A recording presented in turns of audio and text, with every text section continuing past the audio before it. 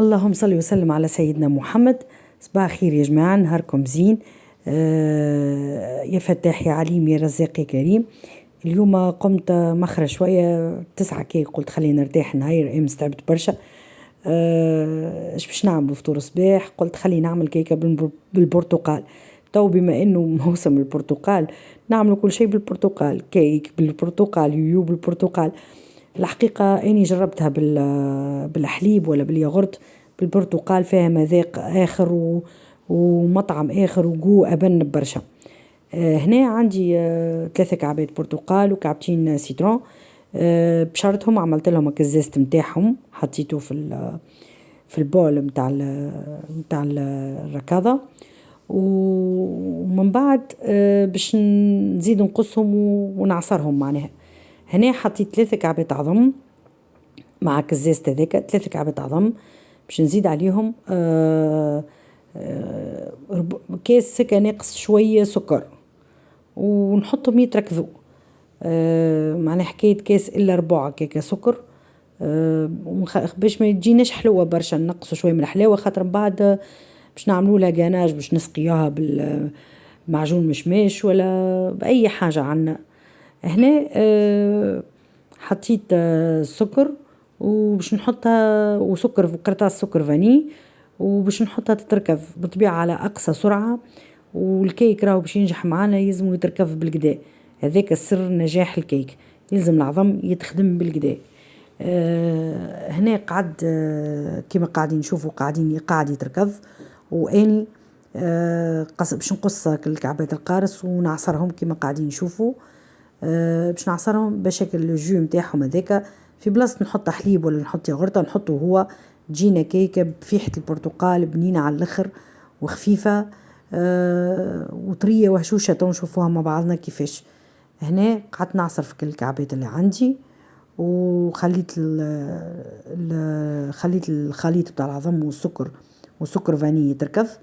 ومن بعد باش نزيدك كيف كاس غير ربع كيكه زيت نباتي، ومن بعد نزيدك القارص هذاك اللي عصرته، ونزيد 3 كيسان فرينه وزوز قراص خميره متاع جاتو كما قاعدين نشوفوا مع بعضنا. اغزرق الكميه متاع القارص اللي طلعت لي، خلطت كعبتين قارص مع 3 معناها برتقان.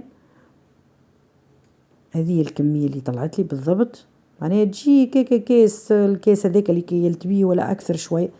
هو راهو قد ما نكثروا في السوائل قد ما تجي الكيكه متاعنا اكبر. باني عملتها تاع العائله كالعاده، معناها كيما نشوفوا. هنا الزيت صبيت كاس ناقص شويه زيت نباتي، وصبيت كجو، وتوا باش هاني وريتك شفتوا كيف انه الخليط ولا ابيضه. هاني توا باش نصب الجو، ومن بعد باش نزيد نكيل بنفس الكاس نتاعي هذاك 3 كيسان فرينه، ونزيد عليهم زوز قراص خميره جاتو وشويه ملح، ونحطها تطيب في الكوشه نتاعنا. هنا زدت قراص خميره الجاتو. هنا اني سامحوني راني صبيت زوز كيسان فرينه، ومن بعد لقيتها جاتني جاريه شويه، زدتها كاس اخر جاتو، كاس اخر فرينه جاتني باهيه، معناها لا هي جاريه برشا ولا هي معناها خاطره برشا. هنا مديت الطبق نتاعي باش نطيب فيه، ودهنته بالزيت، وباش نرش عليه شويه فرينه باش ما تلصقليش الكيكه، وباش يكون الطبق نتاعي جاهز. ونحط فيه الخليط نتاعي ونحطه في الفور يطيب على 180 درجه. ديجا الفور راهو كالعاده ديما نقول لكم مسخنته، معناها حلته بالمسبق باش يسخن، خاطر ماذا بين الكيكه تدخل على فور سخون باش ديريكت تطلع معانا.